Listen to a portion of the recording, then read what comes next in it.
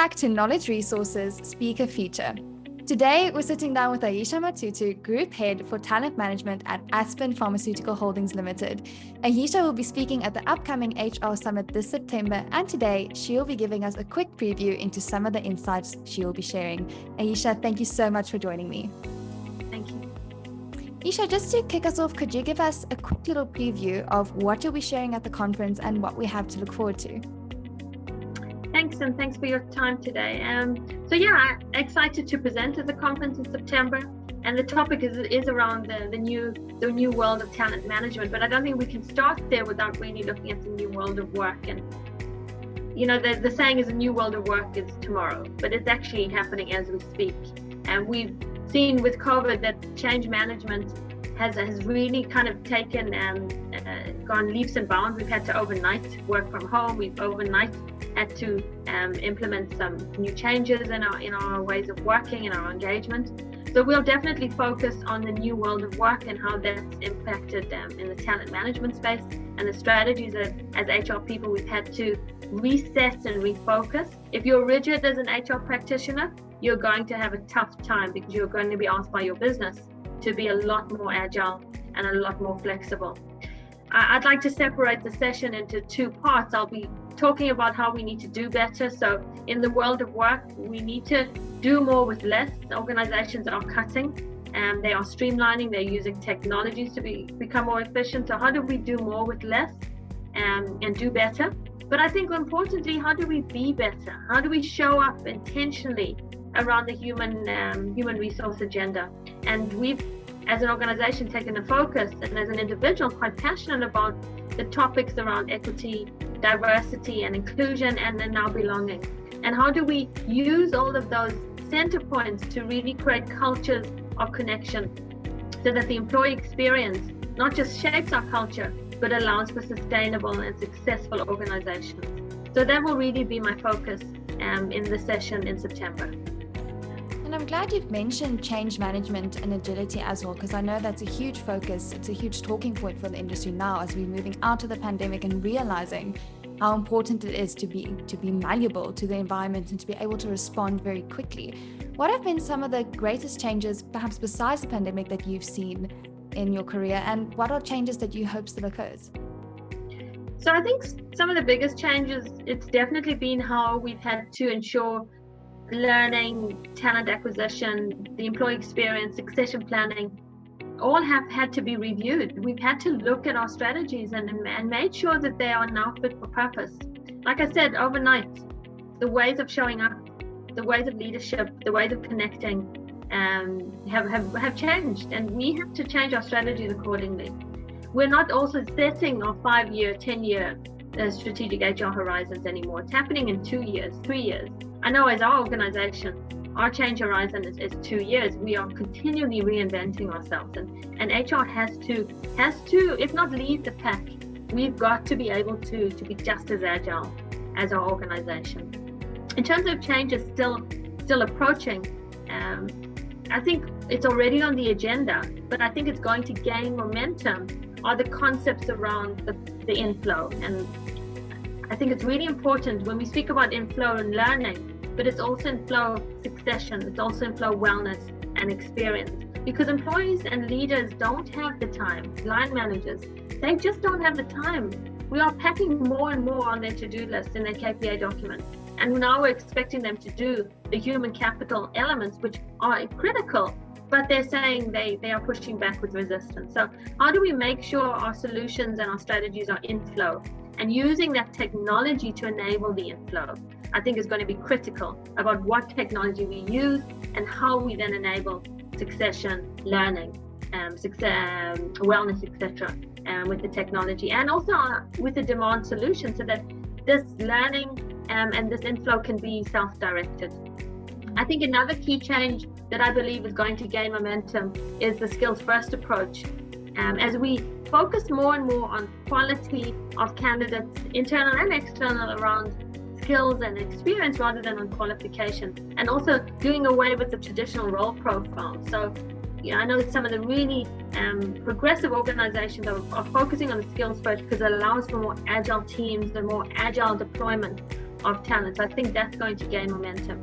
And I do believe the talent analytics space is going to come into maturity, because talent analytics, talent data will allow for more data-driven insights to eradicate and address things like biases, like prejudices. If we're going to build diverse teams across the world, we need to make sure that they are addressed. And then last but not least, I do believe that leadership development is going to come to the fore. Personally, I take leadership, my role as a leader, very seriously. I think how we show up and how we lead can make or break an individual and a team. And we can set the course for their careers. And leaders today are being asked to show up differently. So I think leadership development is definitely going to take a step in the spotlight. And you've mentioned two almost contradicting groups of thought. You've mentioned the data and the technology that we can use to move forward as an industry, but also many human concepts like really connecting to your leaders, helping them develop. How do we marry that in the new world of work? How do we take the progressions of technology and data and continue to have a human first and positive human centric culture? What are your thoughts on that? Yeah, I think using technology is interesting. There's some great technology and enterprise solutions out there. I do think that organizations, HR people playing a key role is assessing the maturity of the organization and their level of readiness to implement and automate or digitalize experiences and processes. So I think organizations will be at different journeys in their digital transformation. I don't believe that the human resource will be defunct and we'll be managing organizations just by robots or AI.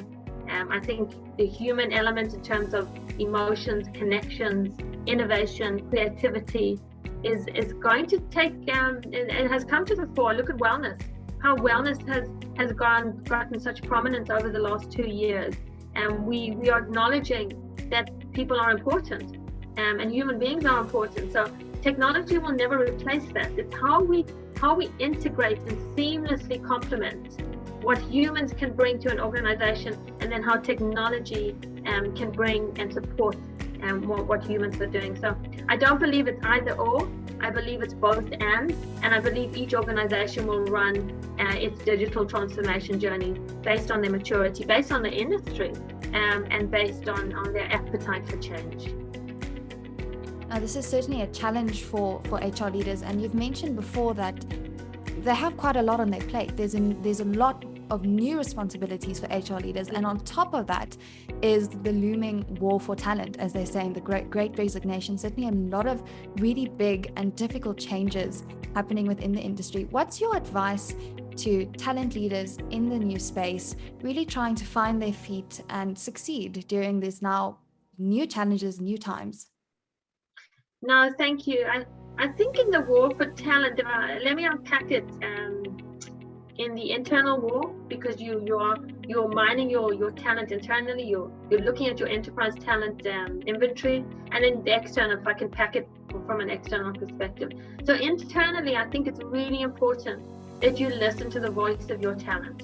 Having that kind of vanilla approach to talent management or anything in the HR space, I think is defunct.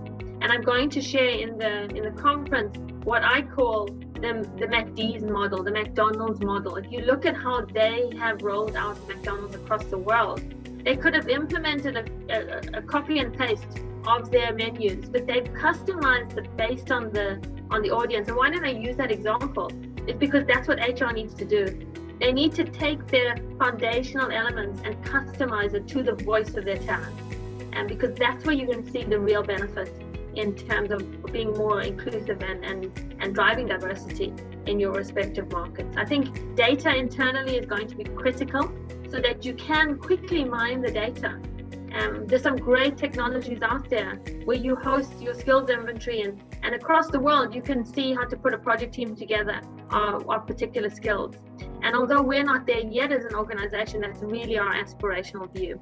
It also technology allows you to address the biases and to be more fair and informed around the talent you promote, the talent you put on assignments, and the talent you progress and retain, specifically around diverse talent, females, people living with disabilities, LGBTQ communities. So I think talent analytics is going to be key in terms of driving a more diverse talent pool. And then we need to take an enterprise view. So even if you're a small organization and just South African based, you can't just look at talent in the segment that you have. For example, HR talent. How do you look at the transversality of talent? And because that's where the gems and the diamonds in the rough are sitting. So I think those are some of my tips in terms of internal talent mapping. In terms of external talent mapping, I think it's really critical that you know your market and you know what the pain points are internally, so that you can authentically and I think sincerely present your talent brand or your employer brand, because employers are fighting for talent, and employees are becoming a lot more discerning. They're becoming a lot more judgmental. They want to know what our social focus is. They want to know what our sustainability priorities are. They want to know what our diversity is. They're asking a lot more questions. And as organizations, sometimes the brand is just not good enough. You've got to sell a compelling EVP. So that's one of the key tips I would give.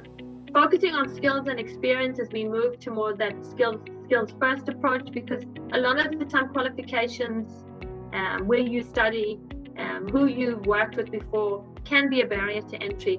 And again, you see my focus is really around building those diverse talent pools.